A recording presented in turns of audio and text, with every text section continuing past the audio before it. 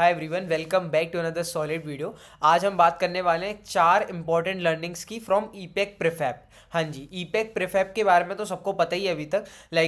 जितने भी लोग हैं जिनके पास ये स्टॉक था और जिनके पास नहीं था, सबको ही पता चल गया। इतनी ज़्यादा सोशल मीडिया पे हाइप बन रखी थी ईपेक प्रीफैब के बारे में पहले तो, और अब जो रिजल्ट्स के बाद जो पिटाई शुरू हुई है इस स्टॉक की, 10% का लोअर सर्किट लग रहा है 2 दिन से कंटिन्यूसली। एंड हाँ जी, अब हम अगर बात करेंगे इस ईपेक प्रीफैब के बारे में, देन जो लास्ट हमने P2P कंपैरिजन करा था लास्ट वीडियो में पीबी स्पेस का, तो आपने देखा होगा साफ साफ ईपेक प्रीफैब और इंटरआर्क दोनों ही फर्स्ट पोजीशन पे आ रहे थे। ऑल्दो अभी इंटरआर्क का रिजल्ट नहीं आया, बट ईपेक का रिजल्ट आ गया। एंड मैं क्लियरली कह सकता हूँ कि फर्स्ट पोजीशन पे तो डिजर्व नहीं करता अब, चाहे जितने भी अच्छे नंबर्स हो चाहे जितने बेकार नंबर्स हो।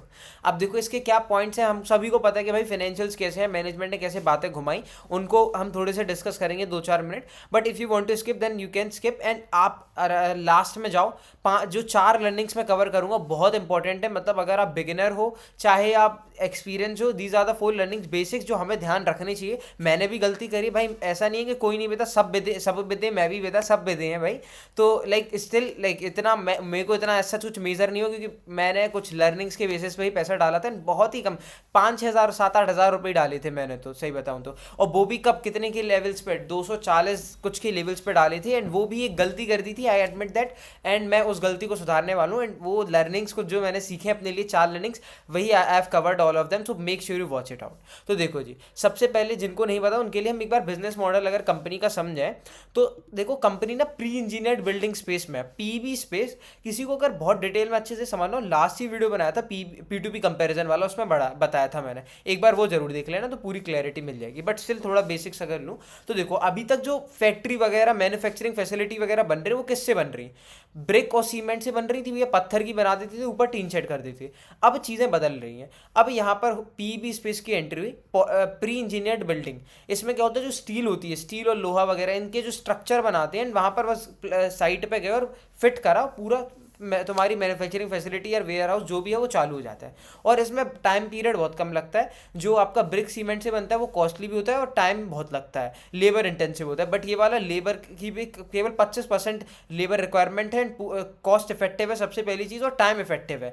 जो चीज़ ब्रिक एंड सीमेंट में 1 साल में हो रही है वो यहाँ 7-8 महीने में हो रही है। तो ये बहुत ज़्यादा इफेक्टिव है कंपनीज के लिए। इसलिए इसका धीरे धीरे आप देखोगे इंडस्ट्री में टेलमेंट्स आ रखे हैं।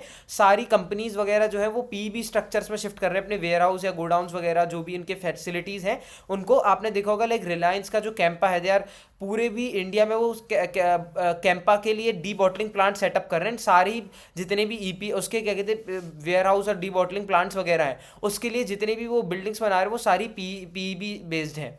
एंड अभी तक 100 अगर बिल्डिंग्स बनती है, उसमें से केवल 5 बिल्डिंग्स है जो पीवी से बनती है। एंड उसमें से भी ऑर्गेनाइज्ड मार्केट का तो केवल 2-2.5 बिल्डिंग्स ही आप समझ सकते हो जो यहाँ पर बन रही हैं पीवी स्पेस में, मतलब ऑर्गेनाइज्ड स्पेस में पीवी वाली, ठीक है। तो द थिंग इज कि अभी यहाँ पीवी स्पेस का अच्छा खासा स्कोप है। एंड 4-5 प्लेयर्स हैं, 2-3 लिस्टिंग्स अभी नई आए हैं, सभी अच्छी रोजी पिक्चर्स दिखा रहे थे। बट कुछ ना कुछ चीज़ें सही नहीं चल रही ईपेक प्रीफैब वगैरह और 1-2 कंपनीज के साथ, विल फाइंड आउट दैम। तो अब देखो इस कंपनी का जो मेन प्रोडक्ट की बात करूँ, है पीवी प्री इंजीनियर्ड बिल्डिंग और ईपीएस पैकेजिंग का भी काम करते हैं। एलजी के जो fridge, washing machine, home appliances आते हैं उनके लिए पैकेजिंग का भी काम करते हैं। बट मेन धंधा इनका पीवी स्पेस का, ठीक है। 3 मैन्युफैक्चरिंग फैसिलिटी हैं और 1,34,000 स्क्वायर फीट की इनके पास प्रॉपर कैपेसिटी है, इतना मैन्युफैक्चर कर सकते हैं पीबी स्ट्रक्चर्स, ठीक है। And utilization rate current quarter का 68%, 70% के अराउंड का यूटिलाइजेशन है। इन्होंने टारगेट करा है 2,20,000 स्क्वायर फीट कर लेंगे अपनी कैपेसिटी को, ऑलमोस्ट 60% से इंक्रीज, 50-60% से अपनी कैपेसिटी इंक्रीज कर रहे हैं 70% से 1 साल के अंदर में। Q3 FY27 तक इनका target capacity 2,20,000 square feet reach हो जाएगा। एंड इनकी अगर मैं बात करूँ तो मार्केट क्लाइंट्स के साथ ऑर्डर बुक है अभी 1,210 करोड़ रुपए की, जो कि ये 7 से 8 टाइम पीरियड में, महीने के टाइम पीरियड में जनरली एग्जीक्यूट कर देते हैं। अब बात करेंगे जी हम फाइनेंशियल्स के बारे में। तो फाइनेंशियल्स में देखो जी, इनका Q3 का जो रेवेन्यू वो 22% का ग्रोथ करा। एंड इनका जो Q3 का पैट है वो 45% का ग्रोथ करा। अब यहाँ से तो हमें दिखेगा कि यार बहुत सही नंबर्स हैं, ठीक है। एंड इनफैक्ट मतलब जो नया इन्वेस्टर होगा उसको तो ये दिखेगा। But as an old investor, मैंने जब नंबर्स देखे इसका 22% 25% का ग्रोथ था, तब आप मेरा ट्वीट देखना, मैंने ये लिखा था कि भाई डिसेंट नंबर्स हैं, I am waiting for other players. अब डिसेंट नंबर्स क्यों बोला था, क्योंकि यार दो चीज़ें हो गई यहाँ पर। एक ये पीवी स्पेस है, ठीक है। इसमें क्या होता है कि तुमने अपने पास बना के रखा माल एंड सप्लाई करा, तब उसका ऑर्डर लिखा जाता है कि मतलब तुमने सप्लाई कर दिया, उसके बाद ही वो तुम्हारे उसमें चढ़ाया जाता है रेवेन्यू में। अब यहाँ पर ये भी हो सकता था कि तुम्हारे पास ऑर्डर्स थे, तुमने एग्जीक्यूट कर लिए, मंथ एंड में कुछ ऐसी चीज़ें फंस गई कि तुम वो ऑर्डर को डिलीवर नहीं कर पाए, तो तुमने डिलीवर नहीं करा तो रेवेन्यू में रिकॉर्ड नहीं करा। इसके कारण हो सकता है इस कंपनी को लॉस हुआ हो, थोड़ा मोड़ा 50-60 करोड़ का रेवेन्यू लॉस हुआ हो, ठीक है। तो एक तो ये चीज़ थी, तो मैंने कहा हो सकता है ये पॉसिबिलिटी है, इसके कारण हो सकता है ये ऊपर नीचे हो गया रेवेन्यू। हो सकता है Q4 और अच्छा जाए, क्योंकि वो 4-5 दिन बाद डिले हो गई डिलीवरी, तो Q4 में ऐड हो जाएगा। तो मैंने कहा चलो डिसेंट नंबर है, बट मैंने यही चीज़ रखा कि मैं कॉन कॉल पढ़ूंगा, कॉन कॉल पढ़ने के बाद क्लैरिटी आएगी। जैसे ही कॉन कॉल हुआ, मैंने कॉन कॉल देखा एंड मैनेजमेंट ने वही सब चीज़ें हैं जो मतलब फिर से झूठ बोलना शुरू कर दिया, जैसे ईपैक ड्यूरेबल ने करा था। मैं स्क्रीनशॉट दिखा रहा हूँ आप लोग को, ये स्क्रीनशॉट देखो, यहाँ पर Q2 का स्क्रीनशॉट है संजय सिंघानिया जी का।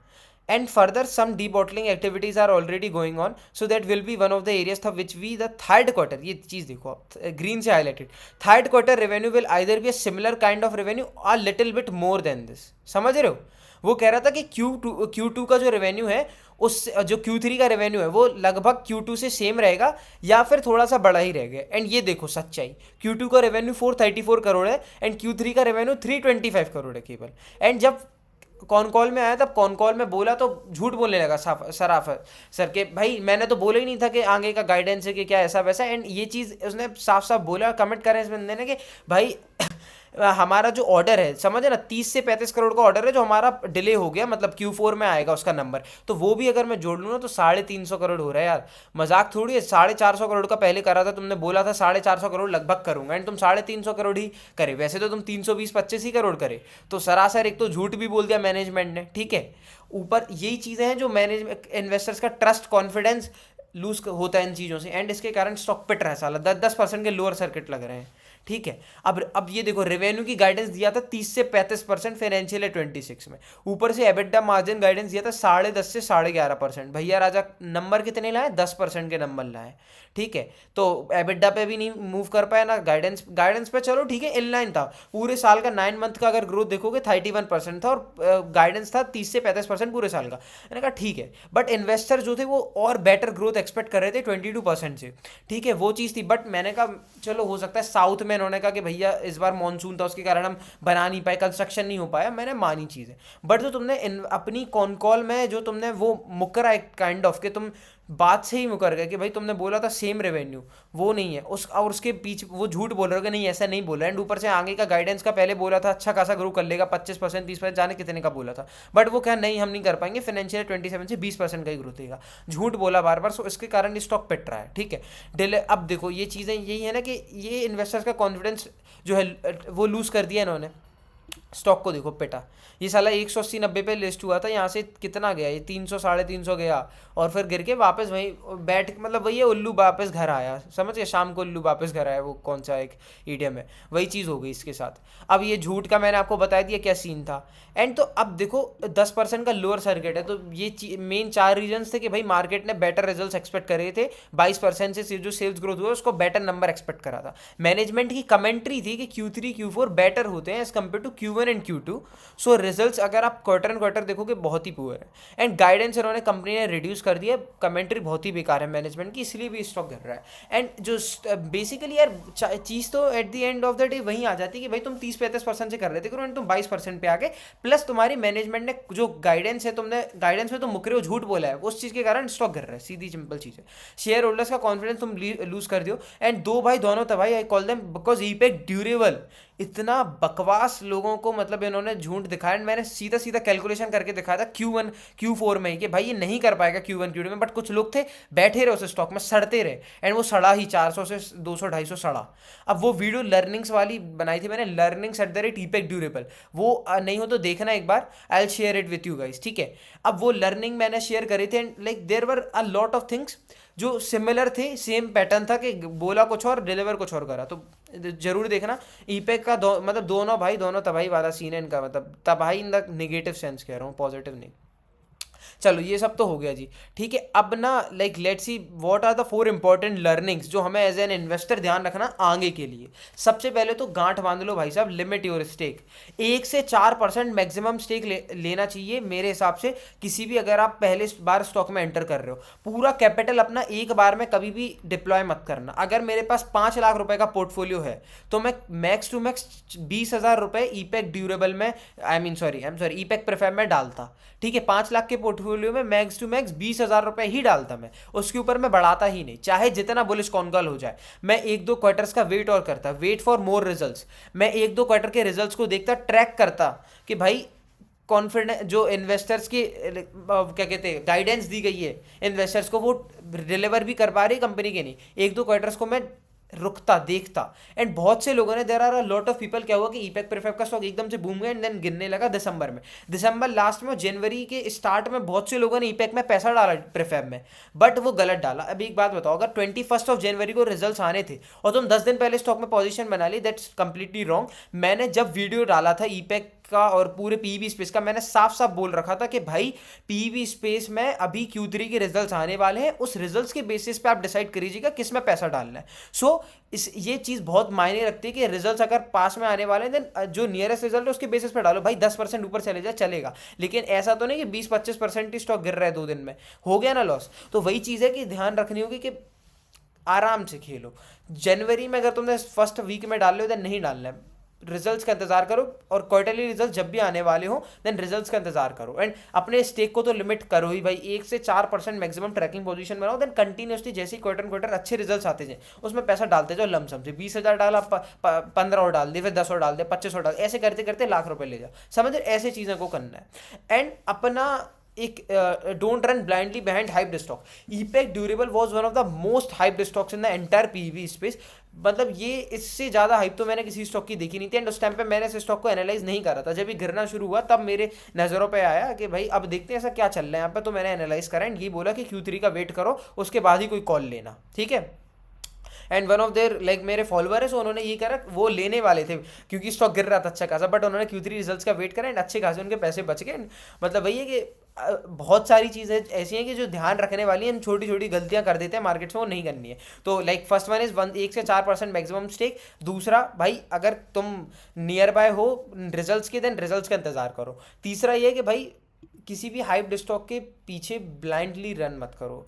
EPACK prefab one of the most hyped stock था एंड बहुत सारे रिटेलर्स फोमो में ट्रैप होके इस स्टॉक को ले रहे थे। And this is one of the most dangerous mistakes you can do in markets ever.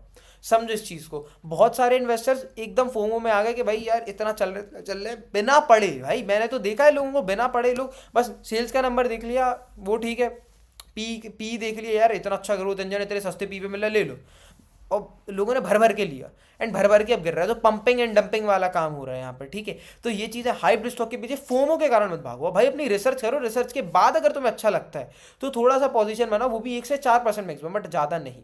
And management का जो गाइडेंस है उसको हमेशा ट्रैक करो, because execution is always greater than आपका जो गाइडेंस है, रोजी गाइडेंस रहता है, ठीक है। सो यही 4 इंपॉर्टेंट लर्निंग्स है as an investor, as a beginner हमें याद रखनी चाहिए। कभी कभार बहुत सारी चीज़ें जो हम भी मिस कर देते, like I missed one of them learnings के ऑब्वियसली मैंने 1% का ही स्टेक था, 1-2% का ही स्टेक डाला था, मतलब बहुत ही रेयरली, और वो भी सेकेंडरी पोर्टफोलियो, मेरा मेन पोर्टफोलियो नहीं था। उसमें 7-8 हज़ार रुपये कैश पड़ा था एंड आई सेड कि भाई ईपैक प्रेफेब मेरे को सही लगा, चलो लेट से डाल देते हैं, क्या होता है, मेरे को कुछ फर्क नहीं पड़ता। तो उतना ही पैसा डालो स्टार्टिंग में जितने से आपको कुछ फर्क ही ना पड़ेगा। चला देन मेरा मैं लॉस भी कितना, मेरा 800-900 रुपये का आई गेस लॉस हुआ होगा एंड मैं निकल गया उस स्टॉक से, ठीक है।